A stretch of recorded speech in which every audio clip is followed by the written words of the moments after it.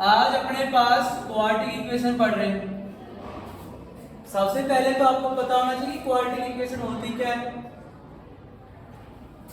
For example ax square plus bx plus c और equal to 0। क्या आपके पास equal to 0 तब होता है जब अपने पास रूट फाइंड करना हो।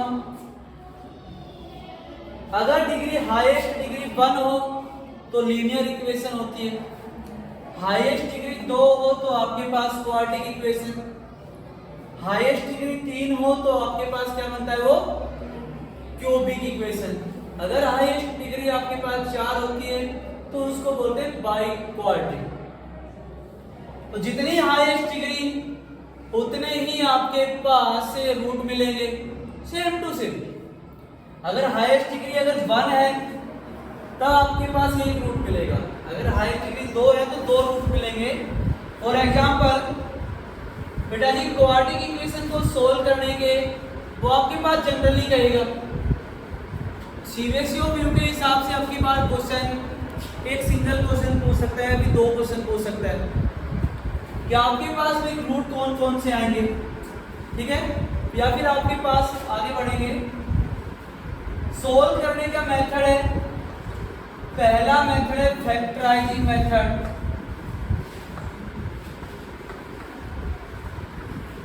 पहले बेटो आपके पास एक स्पेशल क्वेश्चन आता था, हरियाणा हो या फिर आपके पास सीबीएसई कोई भी board, by using the help of factorising method find the root of about quadratic equation. Factorising यानी स्पेशल एक इसके ऊपर क्वेश्चन आता था, 3 नंबर का, 2 का, 4 का। फिर दूसरा एक मेथड होता है आपके पास कंप्लीटिंग स्क्वायर।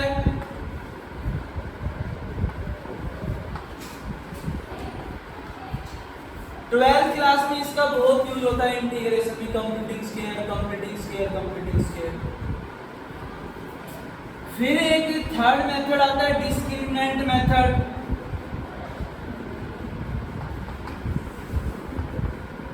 बड़ा इजी है और इम्पोर्टेंट है। 11th क्लास के ऊपर एक पूरा चैप्टर आता है कॉम्प्लेक्स नंबर। 11th क्लास में एक चैप्टर आता है, फिर आगे बीएससी पढ़ोगे पूरा मैथ आएगा इसके ऊपर, क्वाड्रेटिक कॉम्प्लेक्स के ऊपर, ठीक है। सो अपने पास 3 मेथड है, तीनों से आंसर सेम आएगा। आज अपन लोग कर रहे हैं फैक्टराइजिंग मेथड। वैसे ये सीबीएसई और पीयू के हिसाब से इसको हटा दिया गया है, लेकिन नॉलेज ऑफ पीयू के हिसाब से आपको पढ़ना पड़ेगा। लेकिन 12th में आपके पास इंटीग्रेशन पढ़ेंगे तब आपके पास बिल्कुल सेम टू सेम डिक्टो आएगा। फिर वहाँ पर बोला जाता है कि 10th क्लास में पढ़ा होगा, फिर 10th वाले सर को सुनना पड़ेगा। बोलो कि हमारे तो सिलेबस में तो था ही नहीं, हमने पढ़ा ही नहीं बेटा जी, सिलेबस में कुछ भी रिड्यूस नहीं किया है। हाँ वैसे यार इसको नॉलेज कम लेनी, ओनली बोर्ड एग्जाम के लिए पढ़ना है तो उसके लिए सिलेबस लिमिटेड हो।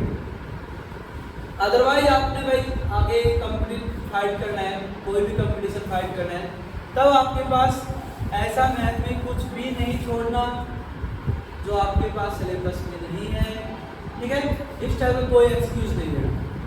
अगर एक्सक्यूज देंगे आप तो आप अपने सेल्फ डिपेंड। देखो डिस्क्रिमिनेंट मेथड के ऊपर आज भी पक्का बोल रहा हूं, 2 क्वेश्चन आएंगे भाई और एक क्वेश्चन इनसे आएगा, यानी 2, 3, 4 नंबर का काम आएगा। तो देखो फैक्टराइजिंग मेथड कैसे सिंप्लीफाई करते हैं कि कोई भी आपके पास से क्वाड्रेटिक इक्वेशन हो गई, उसने पहले बोला कि सोल्व कीजिए या फिर इवैल्यूएट कीजिए। x square minus 5x plus 6 और इक्वल टू 0। फॉर एग्जाम्पल ये कोई क्वाड्रेटिक इक्वेशन है, उसने बोल दिया कि सोल्व कीजिए या फिर फाइंड रूट फाइंड कीजिए। तो आपके पास सिंपली आपके पास रूट फाइंड करना होता है।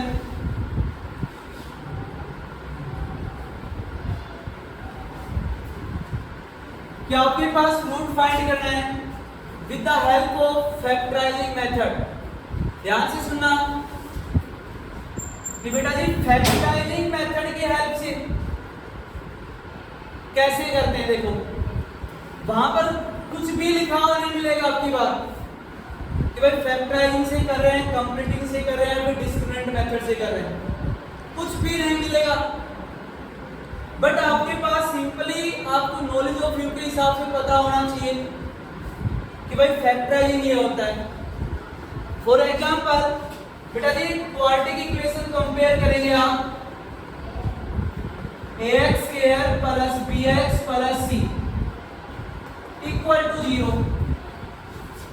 कंपेयर कर दो कि आपके पास कि भाई देखो जो x का कोफिशिएंट है उसको आप लोग a से डिनोट करेंगे। ये कुछ नहीं है तो a की वैल्यू कितनी है भाई? अरे प्रभु पता है, बहुत अच्छे। और b की वैल्यू कितनी है बताओ? -5। और c की वैल्यू कितनी है? 6। आगे का साइन भी इंडिकेट करना पड़ेगा। वैसे तो 9th क्लास और 8th क्लास में सिखा दिया जाता है फैक्टराइजिंग मेथड, 8th क्लास में आ जाता है, तो अब 10th में भूल गए हो आप, ये मैं दोबारा रिकैप कर रहा हूं। तो देखो बिल्कुल जीरो लेवल से सुनना कि a और c की मल्टीप्लाई यानी दो नंबर का प्रोडक्ट a c के बराबर, a और c कितना हो गया? 6। और सम बिटू आपके पास b के बराबर मींस -5 के बराबर आना चाहिए। आपको दो नंबर ऐसे लेने हैं कि जिनका प्रोडक्ट तो 6 आए और उनका सम करे तो कितना है? -5। क्या ऐसे नंबर है? अरे बोलो, बताओ क्या है नंबर है? बहुत अच्छे। 3 और 2 ले ले बेटा। बट दोनों प्लस के लेंगे तो बेटा सम करूंगा तो +5 आएगा ना कि माइनस। तो दोनों आपको किसके लेने पड़ेंगे? माइनस के। ऐड करते हैं तो प्लस बट साइन माइनस का ही रहेगा और मल्टीप्लाई करूंगा तो 6 का हो गया। अरे क्लियर है? Yes sir. शाबाश। अब यहाँ पर राइट डाउन कर दीजिए x स्क्वायर, ये जो मिड वाला पार्ट है इसकी जगह पर जो आपने फैक्टर चूज किए like as -3 and -2, we write down -3x and -2x। ये किसको राइट डाउन किया आपने? 5x को राइट डाउन किया। अब बेटा +6 सेम टू सेम और इक्वल टू 0। पहले दो में से बेटा क्या कॉमन निकाले बताओ शाबाश? अरे x कॉमन निकाल ले। Yes sir. बहुत अच्छे। कितना हो गया? x -3। लास्ट के दो डिजिट में से ऐसा नंबर फाइंड कॉमन निकालना है कि यही टर्म आए। बताओ क्या -2 कॉमन निकाल ले? Yes sir. बोलो बेटा x -3 और इक्वल टू 0। अब पूरी में से कॉमन निकालो। देखो यार इसको सिंपल वे में बोल देते हैं। एक तो बेटा देखो कॉमन है, ये देखो मल्टीप्लाई है ये दोनों, तो दोनों में से क्या कॉमन निकला? x -3। गुड। यहाँ से कितना बचा? x और यहाँ से बचा -2 और इक्वल टू 0। नहीं आया? अब देखो दोनों को 0 के बराबर पुट करो सेपरेटली। x -3 इक्वल टू 0 और x -2 इक्वल टू 0। और x इक्वल टू कितना हो गया भाई? 3 और x इक्वल टू 2 आ गया। नहीं आया समझ में? ये आपके पास x equal to 3 and x equal to 2 are two root of about given quadratic equation like as x square minus 5x plus 6 equal to 0। ये आपने मेथड किया फैक्टराइजिंग मेथड। कौन से मेथड से किया? ये फैक्टराइजिंग मेथड से किया। अगर वो आपके पास पर्टिकुलरली बोलता है सब्जेक्टिव आ गया कि भाई इसको सोल्व कीजिए फैक्टराइजिंग मेथड से, तो आपको फैक्टराइजिंग अप्लाई करना है। अदरवाइज आपको जो बेटर लगे factorising, completing square and discriminant method वो अप्लाई करेंगे।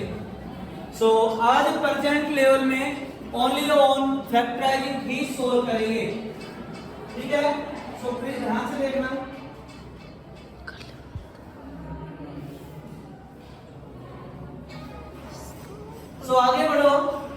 क्वेश्चन और करते हैं और आपके पास क्लियर होगा। कोई भी क्वेश्चन आए तो आप लोग बोल सकते हैं अगर आपको बेटर लगे वो। सो एक क्वेश्चन और देखना, x square minus 3x plus 2 equal to 0। Same to same factorising से ही सोल्व कर रहे हैं, सेम टू सेम। तो देखो कि x square minus 3x plus 2 equal to 0, तो इसको कंपेयर करेंगे। ये आपके पास quadratic equation ax square plus bx plus c equal to 0। बेटा जी आपके पास a की वैल्यू कितनी है 1, x स्क्वायर का ऑप्शन कुछ नहीं है तो 1 गिवन है, b इक्वल टू -3 और c इक्वल टू 2। तो आपको अभी भी बताया था बेटा जी प्रोडक्ट आपके पास 2 नंबर का ac आना चाहिए। तो कितना हो गया 1 into 2 just 2 and sum becomes b के बराबर -3 not 3। there is a big difference in between 3 and -3। अब देखो कि आपके पास 2 नंबर लो जिनका प्रोडक्ट करो तो बेटा 2 आए और सम करें -3 और -1 तो गौरव ज्यादा बड़ा हो जाएगा, बनेगा ही नहीं। देखो 3 और -1 लिया तो मल्टीप्लाई कितनी आ रही है -3, ये तो हो नहीं सकता। सवाल सो बताओ। -2 और -1 बहुत अच्छे बेटा 2 और 1 ले ले, अरे बोलो और दोनों किसके लिए माइनस के। अब इनकी मल्टीप्लाई करके देखो -2 और -1 की मल्टीप्लाई करेंगे तो +2 और बेटा इनको ऐड करेंगे -2 -3 नहीं आया शाबाश। x स्क्वायर अब सम की जगह रखेंगे आप -2x -x एंड +2 और इक्वल टू 0। पहले दो में से क्या कॉमन निकाल ले तो x -2 -1 कॉमन निकालिए और equal to 0। So x -2 x -1 equal to 0। अरे समझ में आ गया? Yes sir.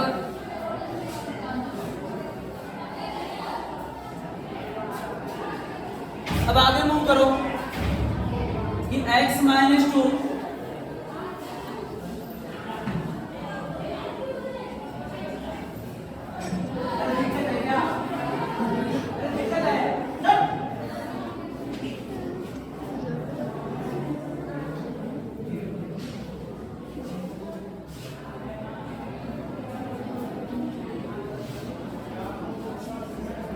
x -2 into x -1 और इक्वल टू 0। बताओ x -2 को 0 के बराबर रखो, नेक्स्ट वन x -1 को 0 के बराबर रखिए। तो बेटू कितना हो गया x equal to 2 and x equal to 1। ये दो फैक्टर आ गए आपके पास, दो रूट आ गए, एक तो x इक्वल टू 2 और एक x equal to 1। I think factorising method समझ में आ गया होगा आपको। Yes sir. ठीक है, नहीं आया तो एक बार मैं दोबारा रिपीट कर देता हूं।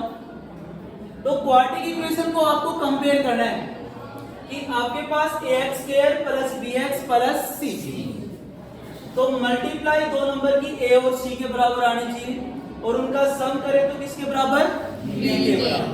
ये b कुछ भी हो सकता है। अरे ठीक है। सो आज आप लोग इतना ही करेंगे। आज फैक्टराइजिंग मेथड डिस्कशन किया आपने और नेक्स्ट लेक्चर में आप लोग ये कंप्यूटिंग स्क्वायर और discriminant. Okay, have a nice day.